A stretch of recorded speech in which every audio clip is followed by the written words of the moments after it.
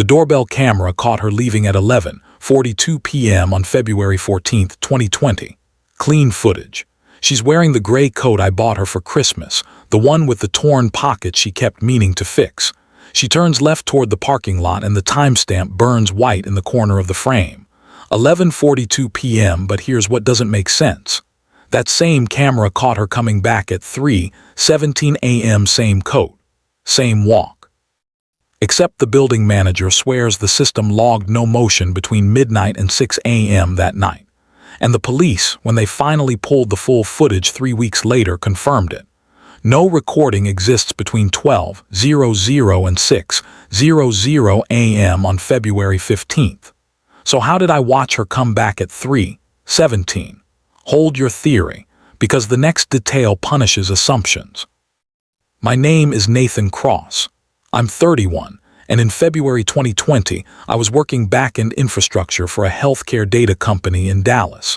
The kind of job where you're grateful for the insurance but ashamed of the salary. I'd been engaged to Mara Hollins for 7 months. We met at a friend's rooftop thing in Deep Ellum 2 years earlier, one of those July nights where the heat doesn't break even after dark. She was a pediatric nurse at Children's Health, night shift mostly, and I liked that she didn't feel the need to fill every silence. We got engaged the previous July on a camping trip to Palo Duro Canyon, nothing fancy. I proposed with my grandmother's ring and she cried, and we ate gas station sandwiches on the drive back because we'd forgotten to pack food. That's who we were, practical, tired. In love in the way people are when they've both given up on the idea that love is supposed to be easy. We lived in a 2-bedroom apartment in East Dallas, one of those renovated 1960s complexes with central courtyards and exterior staircases. Rent was $1,340 a month, and we split it, though Mara's shifts were irregular, and sometimes I'd cover her half if the hospital shorted her hours. My parents kept asking when we'd buy a house, and every time they asked I could feel my jaw tighten. We had $4,200 in our joint savings. In Dallas, in 2020, that bought you a down payment on absolutely nothing. February started cold. Not unusual for Dallas. Winter there is unpredictable, a coin flip between 55 and freezing. Mara had been pulling double shifts because 2 nurses in her unit had quit without notice and the hospital was hemorrhaging staff. She'd come home at 8 a.m., sleep until 3 p.m., then sit on the couch scrolling her phone with this absent look on her face. I asked her once if she was okay and she said, "I'm fine, Nathan. Just tired." But fine people don't flinch when you touch their shoulder. Valentine's Day fell on a Friday. I requested the day off 2 weeks in advance because I wanted to do something normal. Dinner, maybe a movie. Mara said she'd try to get off early, but when I texted her at 4 p.m. she said the unit was slammed and she'd be home by 10:30 at the latest. I ordered Thai food and set it on the counter to stay warm. By 10:45, the pad Thai was congealed and cold.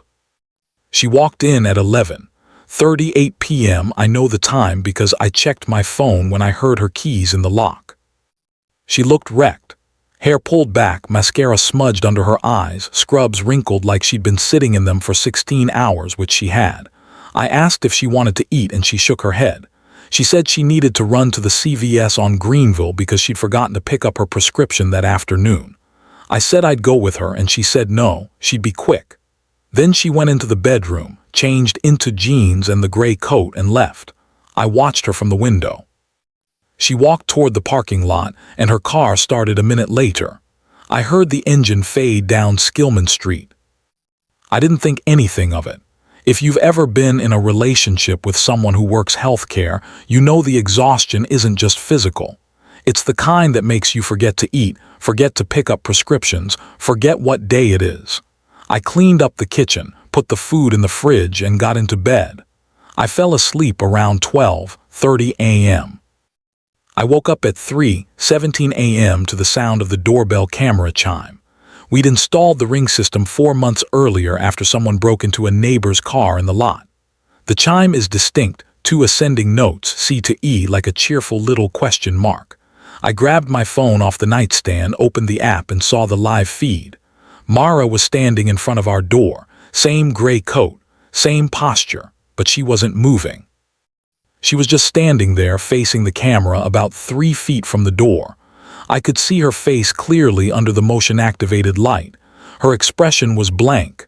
Not upset, not tired. Blank, like she was waiting for something. I got out of bed and opened the door. The hallway was empty. No Mara. No sound of footsteps on the stairs, no car engine, nothing. I checked the parking lot from the balcony. Her car wasn't there. I went back inside, checked the app again. The live feed showed an empty doorway. I scrolled back to the last motion event. It was timestamped 3:17 a.m. and there she was, standing in front of the door. I watched it 3 times. She didn't knock. She didn't move. She just stood there for 12 seconds. Then the clip ended. I called her phone. It rang 4 times and went to voicemail. I texted, "Where are you?" No response. I sat on the couch and waited. By 4 a.m. I was packing. By 5 a.m. I was checking the app every 2 minutes, rewatching the 3:17 clip, trying to make sense of it. At 6:43 a.m. I heard her car pull into the lot. She came upstairs a minute later, looking exhausted but otherwise normal. I asked her where she'd been. She said CVS was closed, so she drove to the Walgreens on Lower Greenville, and then she'd sat in the parking lot for a while because she needed to think. I asked her what she needed to think about, and she said, "Just stuff, Nathan. Work stuff." I didn't mention the doorbell footage. I don't know why. Maybe because I didn't want to sound paranoid, or maybe because part of me wanted to believe there was a reasonable explanation I just hadn't figured out yet. I made coffee, and we sat at the kitchen table in silence. She left for her shift at 2 p.m., and I spent the rest of the day trying to focus on work. But I kept opening the Ring app, watching that clip. Mara at 3:17 a.m., standing motionless in front of our door. If you've ever replayed a conversation and felt like you missed something crucial, you know this feeling. On Sunday, I checked the app's event history. The 3:17 a.m. clip was still there, but there was a gap. The last recorded motion before that was 11:42 p.m., Mara leaving. The next recorded motion after 3:17 a.m. was 6:48 a.m., Mara returning. No motion detected between midnight and 3:17. That didn't make sense. The camera is mounted above our door and has a 160-degree field of view. It catches everyone who uses the stairs, everyone who walks past. On a normal night, it logs 15 to 20 motion events. But on February 15th, between midnight and 3:17 a.m., nothing. Just Mara's clip floating in a void of dead time. I called Ring's customer support on Monday. The representative, a woman with a Houston accent, asked for my account details and pulled up the history. She confirmed what I was seeing. A gap in motion detection from 12:00 a.m. to 3:17 a.m., then the single clip of Mara, then another gap until 6:48 a.m. I asked if it was a system glitch. She said it could be a Wi-Fi interruption, but the clip at 3:17 uploaded fine, so the connection was working. She suggested the motion sensitivity might have been set too low. I told her it was set to maximum. She put me on hold for 4 minutes, came back, and said she'd escalate it to the technical team. I never heard from them again. Mara and I didn't talk much that week. She was working 12-hour shifts Tuesday through Friday, and when she was home, she was either asleep or on her phone. I noticed she'd started keeping her phone face down on the counter, which she'd never done before. On Wednesday night, I woke up at 2:30 a.m. and realized she wasn't in bed. I found her sitting in the living room in the dark, staring at her phone. I asked if she was okay, and she said she couldn't sleep. I asked if something was wrong, and she said, "Why does something have to be wrong?" Then she went back to bed, and I sat there on the couch, feeling like I was losing my mind. On Thursday, February 20th, I did something I'm not proud of. Mara left her laptop open on the kitchen table while she was in the shower. I glanced at the screen and saw her Gmail was open. I didn't plan to snoop, but I saw an email preview that said, "I miss you too," and my stomach dropped. I clicked on it. The email was from someone named Jeremy Townsend. The timestamp was February 10th, 4 days before Valentine's Day. The message said, "I miss you too. I know this is hard, but we'll figure it out. Meet me Thursday, same place. Mara's response, sent the same day. I can't keep doing this. He's going to find out. I closed the laptop before she came out of the bathroom. My hands were shaking. I didn't know who Jeremy Townsend was. I didn't know what same place meant. I didn't know what this referred to. But I knew it wasn't innocent. Someone you know has lived this exact night.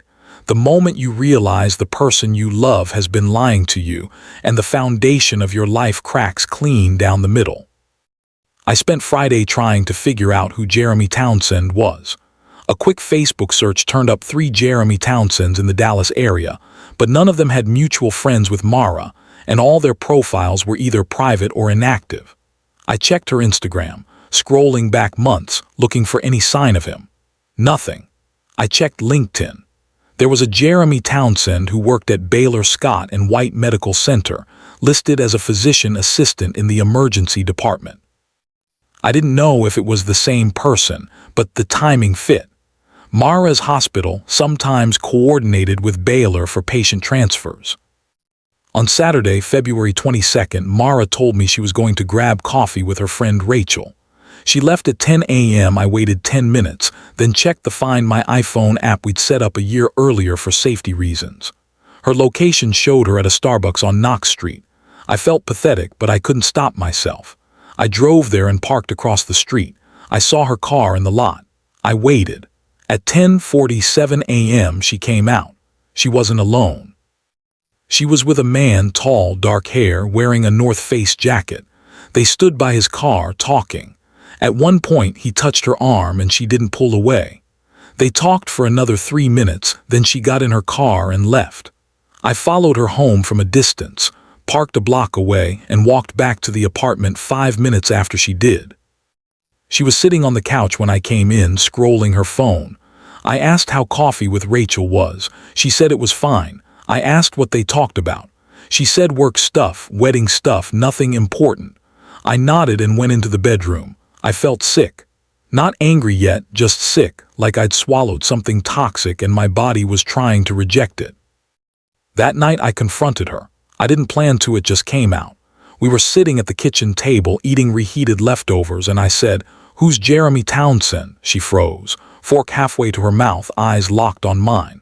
She put the fork down and said, "How do you know that name?" I told her I'd seen the email. She didn't deny it. She said, "It's not what you think." I asked her what it was then. She said Jeremy was a PA she'd met during a patient transfer in December. They'd started talking and it turned into something she didn't mean for it to turn into. She said she'd ended it 2 weeks ago. I asked if she'd slept with him. She said no. I asked if she was lying. She said, "I'm not lying, Nathan, I swear." I didn't believe her, not because I had proof, but because of the way she said it, too quick, too defensive. I asked her if she'd been with him on Valentine's Day. She said no. I asked her where she really went that night. She said CVS, then Walgreens, then she sat in her car. I asked her why she'd come back to the apartment at 3:17 a.m. She looked confused. She said she didn't come back. She said she didn't get home until almost 7 a.m. I showed her the doorbell footage. She watched it twice, her face pale, and said, "That's not me." Which is worse, being lied to or being used? I asked her what she meant. She said, "That's not me, Nathan. I don't know what that is, but I wasn't here at 3:17. I rewatched the clip with her. It looked exactly like her. Same coat, same height, same build, same hair. She insisted it wasn't her. She said she was at the Walgreens parking lot on Lower Greenville until at least 4 a.m. and then she drove around for a while. I asked if anyone saw her there. She said no. I asked if she had any proof. She said no. I asked her to check her location history on Google Maps. She pulled up her phone, opened the app, and showed me. According to her timeline, she'd been at the Walgreens from 12:18 a.m. to 4:03 a.m., then driven around East Dallas before coming home. The data showed her at our apartment only twice that night. When she left at 11:42 p.m. and when she returned at 6:43 a.m., no stop at 3:17. I didn't know what to believe. The doorbell footage showed her at our door at 3:17. Her phone's location data said she was 3 miles away. Both couldn't be true. I asked her to explain it. She said she couldn't. She started crying and I felt my anger deflate into something worse, confusion and helplessness. She said, "I don't know what's happening, Nathan. I swear to God I wasn't here." We didn't speak much for the rest of the weekend. She slept on the couch Saturday night and on Sunday she worked a double shift. I spent the day watching the footage over and over, freezing it frame by frame. At one point I noticed something. In the 3:17 clip, Mara's left hand is visible. She's not wearing her engagement ring. I checked the 11:42 clip when she left. She's wearing the ring. I checked the 6:43 clip when she returned. She's wearing the ring. But at 3:17 her finger is bare. I asked her about it Monday night. She looked at her hand, confused, and said she'd been wearing the ring all night. I asked if she'd taken it off at any point. She said no. I showed her the footage. She stared at the screen, and for the first time I saw something close to fear in her eyes. She said, "I don't understand this." Neither did I. This detail seems small. Remember it. On Tuesday, February 25th, I contacted the apartment management. I explained the situation to the property manager, a man named Dennis Kozlowski, and asked if I could review the building's security footage from February 14th to 15th. He said residents weren't allowed to access the system, but he could request a review if I filed a formal complaint. I asked what I'd be complaining about. He said, "Suspicious activity, trespassing, unauthorized entry, pick one." I filed a complaint for suspicious activity. He said it would take 3 to 5 business days to pull the footage. In the meantime, I started digging into Jeremy Townsend. I found his Facebook profile, unlocked this time, probably a privacy setting he'd changed. He was 34, originally from Austin, graduated from UT Southwestern's PA program in 2015. His profile picture showed him at a Mavericks game, smiling. He had photos with friends, photos from trips to Colorado and California, but nothing recent with Mara. I scrolled back to December 2019 and found a check-in at the Theodore, a bar in North Dallas. The timestamp was December 18th, 9:47 p.m. There were no tags, but in the background of the photo, I could see someone who looked like Mara sitting at the bar. I called Mara at work and asked if she'd been to the Theodore in December. She said she didn't remember. I pressed her. She said maybe she'd gone out with coworkers a few times. I asked if Jeremy was there. She was silent for a long time and then she said, "Nathan, I can't do this right now," and hung up. On Thursday, February 27th, Dennis called me. He said he'd reviewed the building's CCTV footage from the night in question. I asked what he found. He said, "Nothing." I asked what he meant by nothing. He said the system had experienced a recording failure between 11:30 p.m. on February 14th and 6:00 a.m. on February 15th. The hard drive had logged the gap as a power interruption, but there was no corresponding power outage reported by Anker, the electricity provider. He said it was probably a hardware glitch. I asked if that had ever happened before. He said no. I asked if anyone else had reported issues that night. He said no. I asked if he could check the backup system. He said there was no backup. The building only had one DVR unit and it had failed. I asked if there was any other footage, maybe from neighboring buildings or businesses. He said he didn't know, but I was welcome to check myself. He sounded tired, like I was wasting his time. I thanked him and hung up. That night I couldn't sleep. I kept thinking about the gaps, the gap in the ring footage, the gap in the building's CCTV, the gap in Mara's story. It felt intentional, like something was being erased, but that didn't make sense. Who would erase footage and why? I got out of bed at 2 a.m. and pulled up the Ring app again. The 3:17 clip was still there. I downloaded it to my phone just in case. On March 1st, Mara moved out. She said she couldn't stay in the apartment anymore. Not with me watching her, not with the footage, not with the constant questions. She said she'd stay with her sister in Fort Worth until we figured things out. I asked her what there was to figure out. She said, "Whether you believe me or not." I asked her if she was still seeing Jeremy. She said no. I asked her if she loved him. She said, "I don't know, Nathan. I don't know anything anymore." She packed 2 suitcases and left on a Sunday afternoon. I watched her load her car from the window. She didn't look back. I felt something collapse inside me, not anger, not sadness, but a kind of hollow numbness. If you're still here, you know what happens next isn't closure. I spent the next week going through her things. She'd left most of her clothes, her books, her nursing textbooks.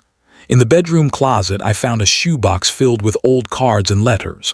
I opened it, not sure what I was looking for. Inside were birthday cards from her parents, a Valentine's card I'd given her 2 years earlier, and a folded piece of notebook paper. I unfolded it. It was a handwritten note, undated. The handwriting wasn't Mara's. It said, "You can't keep running from this. He deserves to know. If you won't tell him, I will. J." I stared at the note for a long time. The handwriting was tight and slanted, like someone had written it quickly. I didn't know when Mara had received it or what this referred to. I took a photo of it and texted it to Mara. She didn't respond. On March 4th, I went to Baylor Scott and White Medical Center. I didn't have a plan, I just needed to see Jeremy Townsend in person to confirm he was real.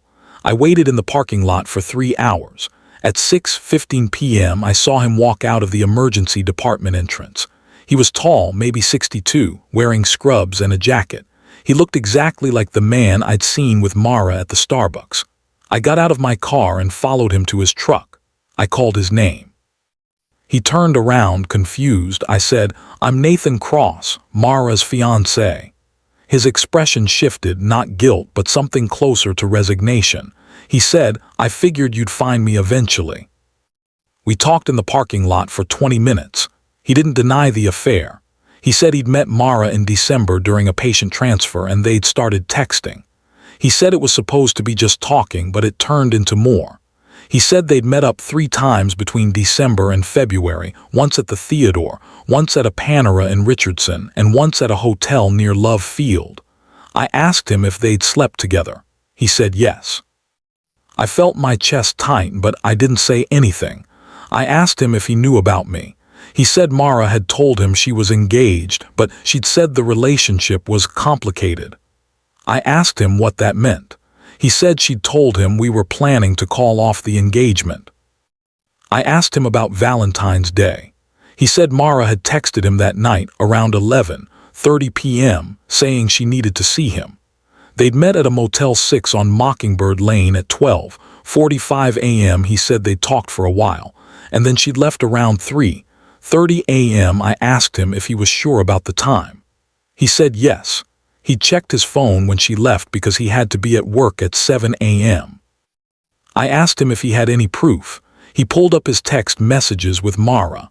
The last text from her that night was timestamped 3:29 a.m. It said, "I'm sorry, I can't do this anymore."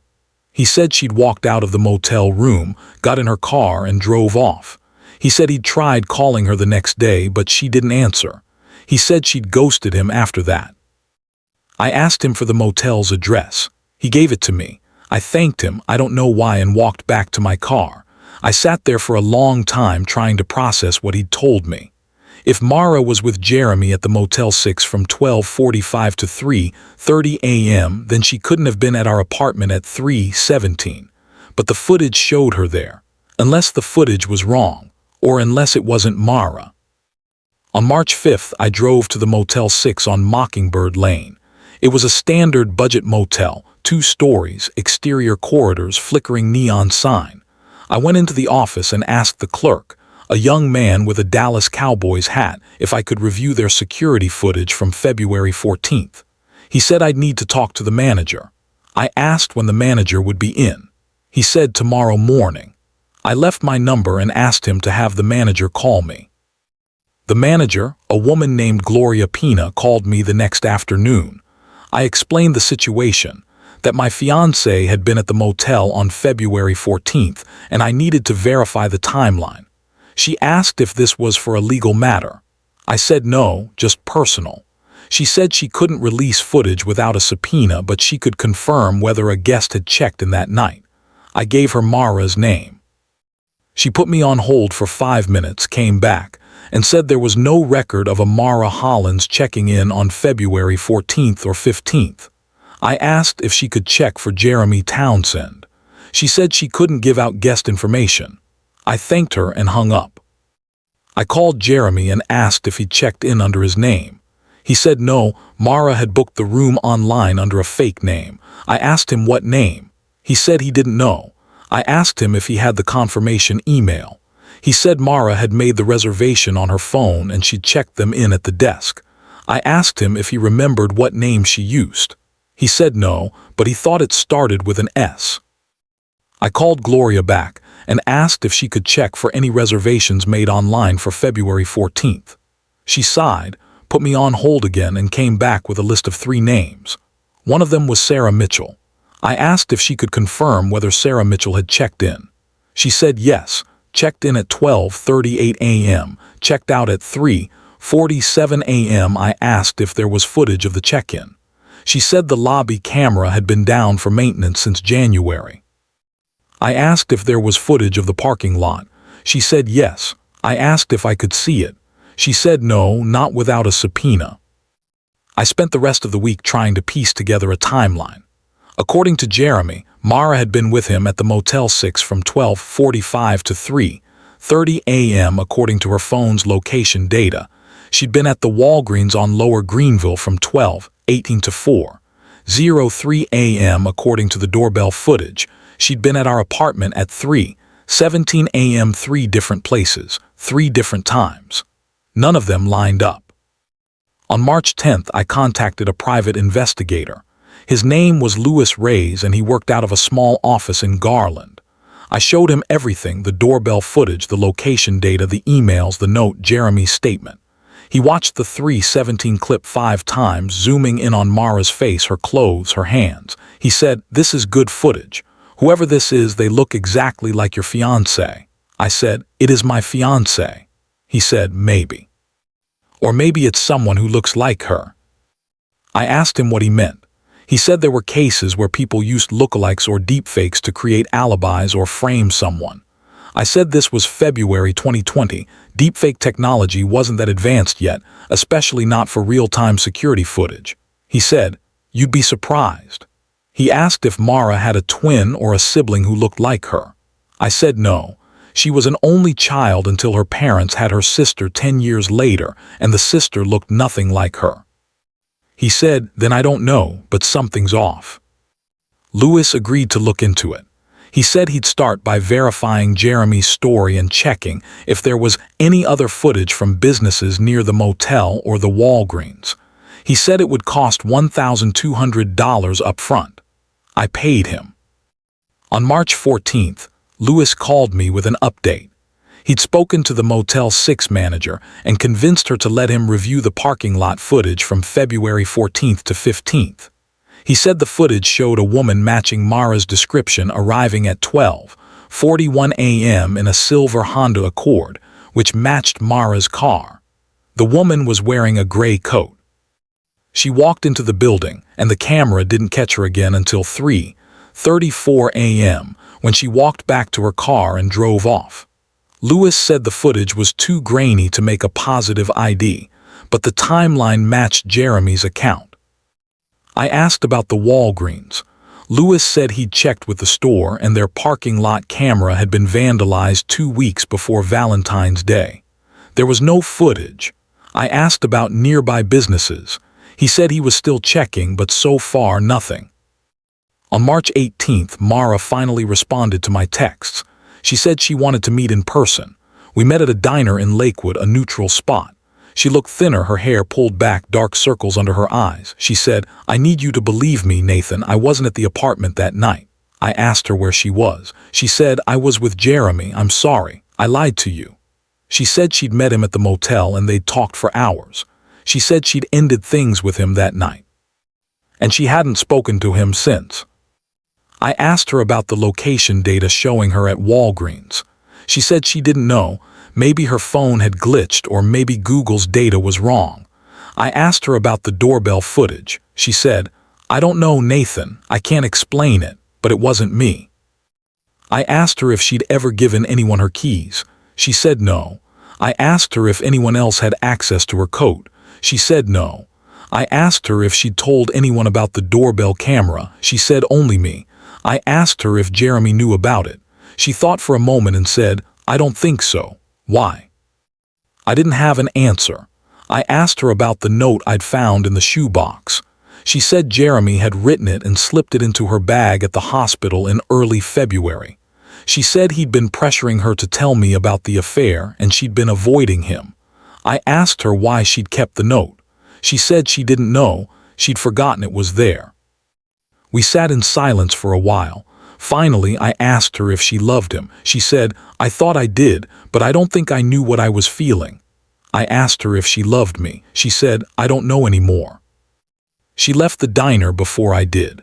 I sat there for another hour, drinking cold coffee, trying to figure out what to do next. The waitress, an older woman with kind eyes, refilled my cup without asking and said, Whatever you're going through, honey, it'll pass. I nodded, but I didn't believe her. On March 22nd, Lewis called me with his final report. He said he'd checked every business within a 2-block radius of our apartment, the Motel 6 and the Walgreens. No additional footage. He said he'd also reached out to a contact at the Dallas Police Department to see if there had been any reports of suspicious activity or lookalikes in the area. Nothing. He said, I'm sorry, Nathan. I can't give you a definitive answer. The footage shows someone who looks like Mara at your door at 3:17.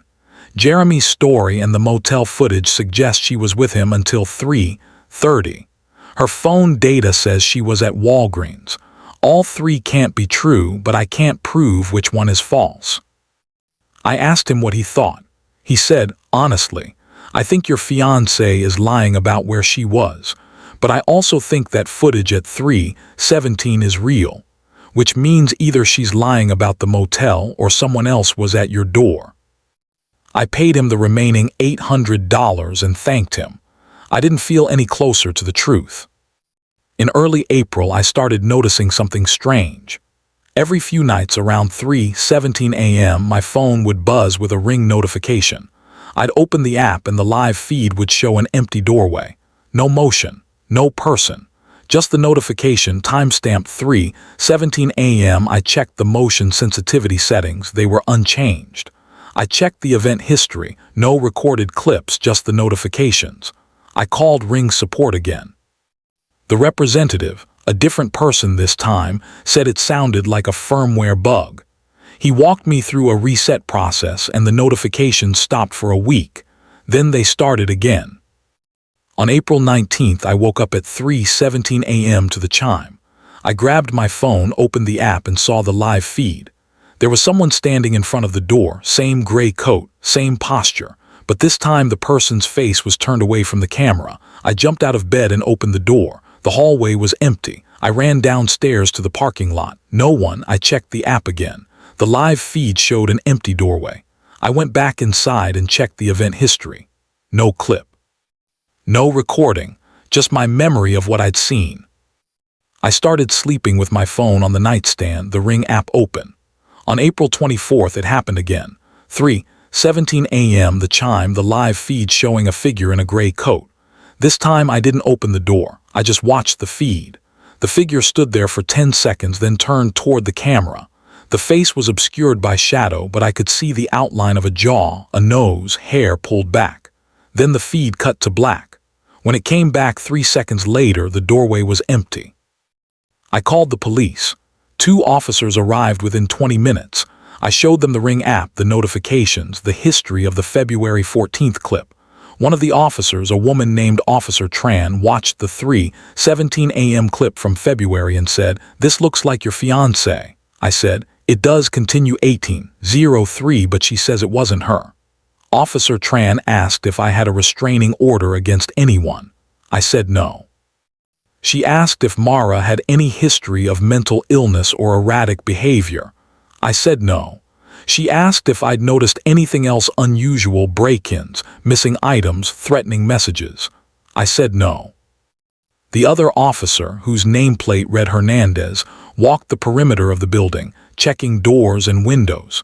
He came back and said everything looked secure. Officer Tran said they'd file a report for suspicious activity, but without evidence of a crime or a threat, there wasn't much they could do. She said I should consider changing the locks and upgrading the camera system. She gave me a case number and left. I called Mara that night. I told her what had been happening, the 3:17 notifications, the figure in the gray coat, the police visit. She was quiet for a long time. Then she said, "Nathan, I think you need to talk to someone." I asked her what she meant. She said, "I think you're seeing things that aren't there. I think you're not sleeping and it's messing with your head." I asked her if she thought I was crazy. She said, "I think you're exhausted and hurt and you're looking for answers that don't exist." I hung up on her. I didn't call her again. On May 2nd, I moved out of the apartment. I couldn't stay there anymore, not with the 3:17 notifications, not with the weight of what had happened. I found a studio in Uptown and signed a 6-month lease. I took the doorbell camera with me and installed it at the new place. For the first 2 weeks, nothing happened. Then on May 18th at 3:17 a.m., the chime went off. I opened the app.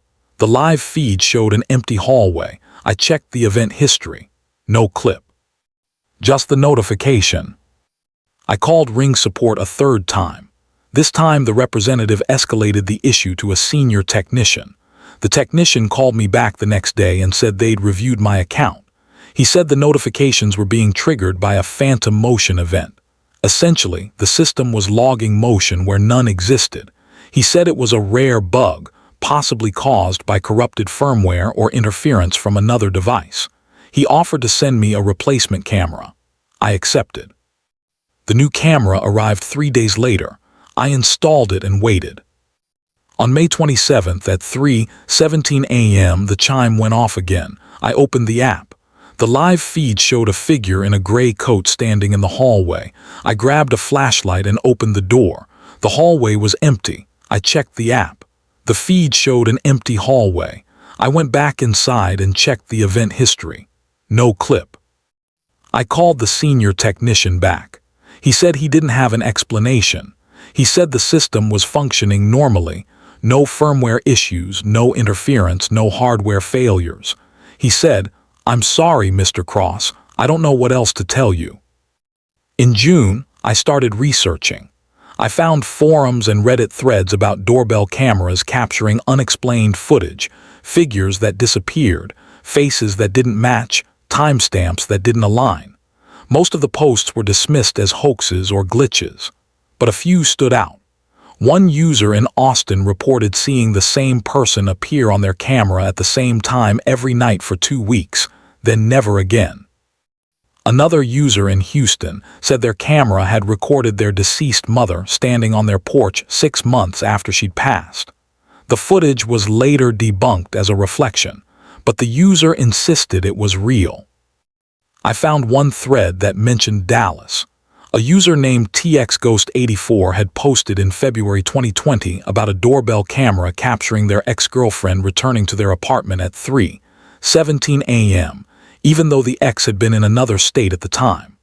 The ex's location data confirmed she was in Oklahoma, over 200 miles away. TXGhost84 said the footage was real, the timestamp was accurate, and they had no explanation. The thread had 17 replies, most of them skeptical. The last reply was from TXGhost84, dated March 3, 2020. "I don't care if you believe me. I know what I saw." I messaged TXGhost84. I didn't expect a response, but 3 days later they replied. They said their name was Aaron and they'd been dealing with the same thing I was, unexplained footage, 3:17 notifications, a figure that looked like someone they knew. They said it had stopped after 2 months, but they'd never figured out why. They said, "I think some places just hold onto things, or some people do." I asked Aaron if they'd contacted the police. They said yes. And the police had found nothing. I asked if they'd moved. They said yes, and the notifications had followed them to the new place for 3 weeks before stopping. I asked if they'd ever seen the figure in person. They said no, only on the camera. I asked Aaron if they thought it was supernatural. They said, "I don't know what it was, but I know it was real." On July 12th, Mara called me. She said she'd been thinking about everything that had happened and she wanted to apologize. She said she'd been unfair to me and she'd handled the affair poorly. She said she'd ended things with Jeremy for good and she was seeing a therapist. She asked if I was okay. I said I didn't know. She asked if I was still experiencing the 3:17 notifications. I said yes. She said, "Nathan, I think you should see someone too." I told her I'd been researching and I'd found other people who'd experienced the same thing. She said, "That doesn't make it real." I said, "It doesn't make it fake either." She said, "I'm worried about you." I said, "You should be worried about yourself." We didn't talk after that. In August, the notifications became more frequent. Not every night, but 3 or 4 times a week, always at 3:17 a.m. I stopped opening the app. I stopped checking the feed. I unplugged the camera and put it in a drawer, but I could still hear the chime in my head even when the device was off. On September 3rd, I met with a therapist. Her name was Dr. Ellen Moss, and she specialized in trauma and relationship issues. I told her everything: the affair, the footage, the notifications, the figure in the gray coat. She listened without interrupting, taking notes. When I finished, she said, "It sounds like you've been through a significant betrayal, and your mind is trying to process it in the only way it knows how." I asked her if she thought I was hallucinating. She said, "I think you're experiencing a form of hypervigilance. Your brain is on high alert, looking for threats, and it's interpreting ambiguous stimuli, shadows, reflections, glitches, as confirmation of those threats." I asked her if she thought the footage was real. She said, "I think the footage exists. Whether it shows what you think it shows is another question." I asked her what I should do. She said, "You need to let go of the need to know. Some questions don't have answers, and chasing them will only make you sicker." I saw Dr. Moss twice a week for the next 2 months. She taught me techniques for managing anxiety, breathing exercises, grounding strategies, cognitive reframing. She encouraged me to stop checking the Ring app and to avoid searching for explanations online. She said, "You're trying to solve a mystery that may not be solvable, and in the process, you're losing yourself." In October, I started sleeping better. The 3:17 chime still went off occasionally, but I trained myself to ignore it. I got a new job, a better one, working for a tech startup in Plano. I started going to the gym, reconnecting with friends, rebuilding the parts of my life that had fallen apart. I dated a woman named Claire for a few weeks, but it didn't go anywhere. She said I seemed distant, like I was always thinking about something else. She wasn't wrong. On November 14th, I got a call from a number I didn't recognize. I almost didn't answer, but something made me pick up. It was Gloria Pina, the manager from the Motel 6. She said, "Mr. Cross, I'm not sure if you remember me, but you came by in March asking about footage from February." I said I remembered. She said, "I was going through old files today, and I found something you might want to see." I met her at the motel the next day. She led me into the office and pulled up a video file on her computer. She said, "This is from the night you asked about, February 14th to 15th.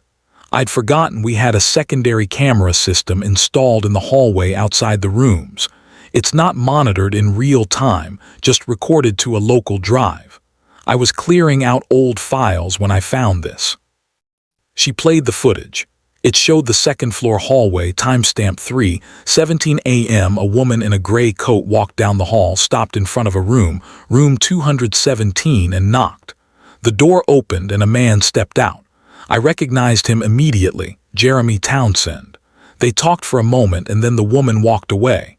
The camera caught her face as she passed. It was Mara. Gloria paused the footage. She said, "I thought you'd want to see this. I don't know if it changes anything, but," I said, "Can you send this to me?" She said, "I can burn it to a disk." I said, "Please." I took the disc home and watched the footage a dozen times.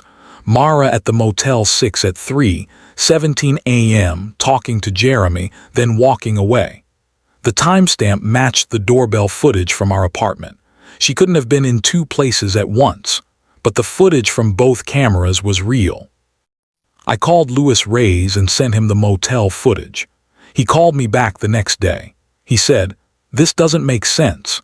If this footage is accurate, your fiancée was at the motel at 3:17, but your doorbell camera shows her at your apartment at the same time, unless one of the timestamps is wrong. I asked him to check the metadata on both files. He said he'd need access to the original files, not just screen recordings. I sent him the Ring footage download.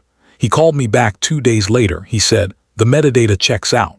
Both files have consistent timestamps, no signs of tampering. But here's the thing, timestamp metadata can be spoofed. If someone wanted to create an alibi or discredit footage, they could manipulate the system clock on a camera before recording." I asked him if he thought someone had done that. He said, "It's possible, or the camera's clocks were out of sync, or there's another explanation I'm not seeing." On November 22nd, I called Mara. I told her about the motel footage. She was quiet for a long time. Then she said, "I was there, Nathan. I told you I was with Jeremy that night." I said, "Then how do you explain the doorbell footage?" She said, "I can't, but I know I wasn't at the apartment." I asked her if she'd set up someone to impersonate her. She said, "What? No, why would I do that?" I asked her if Jeremy had. She said, "I don't think so, I don't know." I asked her if anyone else knew about the doorbell camera. She said, "Just you and me." I asked her if she'd told Jeremy. She thought for a moment and said, "I might have mentioned it once. I don't remember." I asked her when. She said, "Maybe in January. We were texting and I made a joke about you watching the door like a hawk. I might have mentioned the camera." I asked her why she'd joke about that. She said, "I don't know, Nathan. It was just a stupid comment." On December 1st, I met with Jeremy again. I showed him the motel footage. He watched it and said, "Yeah, that's the night I told you about. Mara showed up around 12:45 and we talked until she left at 3:30. I said, "This footage shows her at your door at 3:17. He said, "Okay, she probably went to the bathroom or got something from her car and came back." I said, "She knocked on your door." He said, "Maybe she forgot her room key. I don't remember every detail." I asked him if he knew about the doorbell camera at my apartment. He said, "Mara mentioned it once." Why? I asked him if he'd ever been to my apartment. He said, "No, never."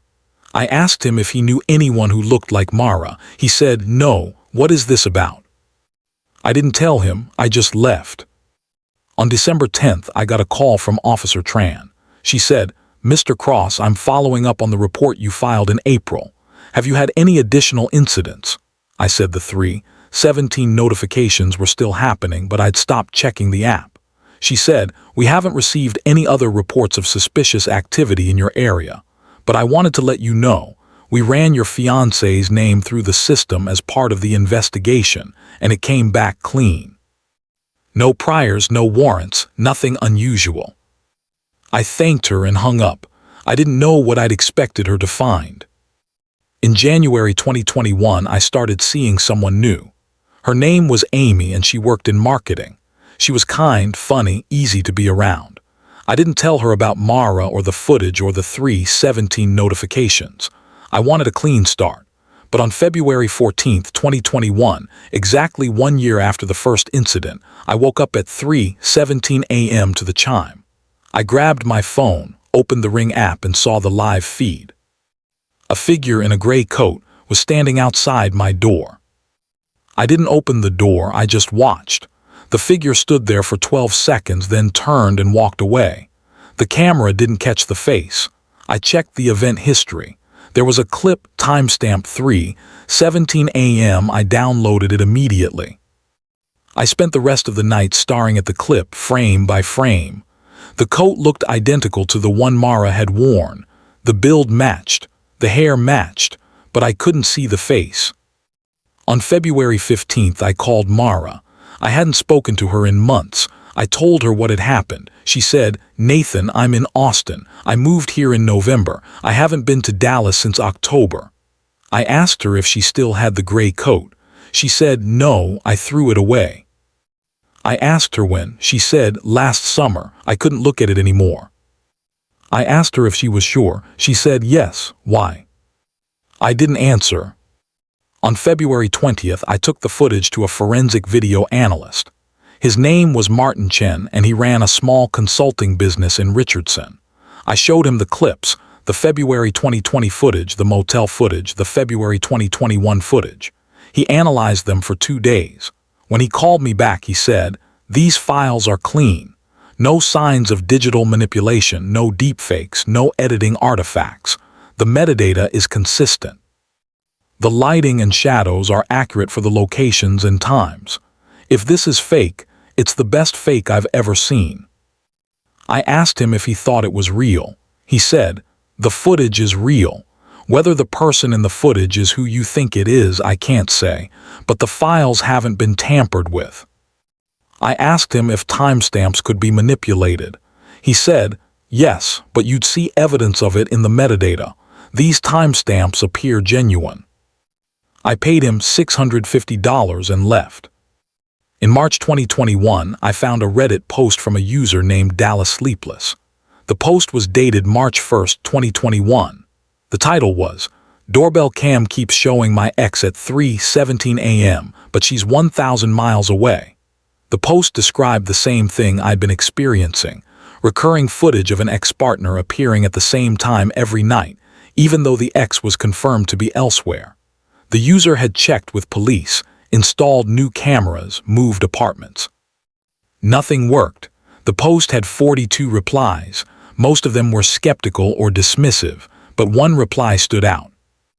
It was from a user named Paranormal Tech, dated March 2nd. The reply said, "This is a known phenomenon called temporal echo.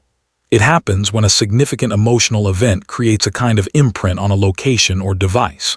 The footage you're seeing isn't live. It's a recording of a moment that already happened, replaying on a loop. It's not your ex. It's the memory of your ex captured by the camera. The only way to stop it is to let go." I messaged Paranormal Tech. They didn't respond. On March 14th, I unplugged the doorbell camera and threw it in a dumpster behind my building. I didn't want to see it anymore. I didn't want to know if the figure would return. I wanted it to be over. But on March 17th at 3:17 a.m. I woke up to the sound of knocking. Not the ring chime, actual knocking, soft but persistent, 3 knocks at my door. I got out of bed, walked to the door and looked through the peephole. The hallway was empty. I opened the door. No one was there. I checked the stairwell, the parking lot, nothing. I went back inside and locked the door. I sat on the couch until dawn, listening for the knocking. It didn't come again. On April 1st, I met with Dr. Moss for the last time. I told her about the knocking, the footage, the year of chasing answers. She said, "Nathan, you've done everything you can. You've investigated, you've verified, you've sought expert opinions. You need to accept that some things can't be explained. And you need to decide. Do you want to spend the rest of your life looking for Mara in every shadow, or do you want to move forward?" I told her I didn't know how to move forward when I didn't understand what had happened. She said, "You don't need to understand it. You just need to survive it." I haven't seen Mara since July 2020. I haven't spoken to her since February 2021. I don't know where she is or what she's doing. I don't know if she thinks about the doorbell footage, or if she's convinced herself it was a glitch, or if she knows more than she told me. But I do know this. On February 14th, 2022, at 3:17 a.m., I woke up to the sound of the chime. I didn't have a doorbell camera anymore. I'd thrown it away a year earlier. But I heard it 2 ascending notes, C to E, clear as anything. I grabbed my phone. There was no app installed, no notifications, just the sound fading into silence. I got out of bed and opened the door. The hallway was empty. But on the floor, directly in front of my door, was a gray button. The kind you'd find on a coat. I picked it up. It was old, worn, the thread still attached. I don't know how it got there. I don't know if it was from Mara's coat or if it was just a coincidence. I don't know if any of this means anything. But I kept the button. It's in a drawer in my nightstand.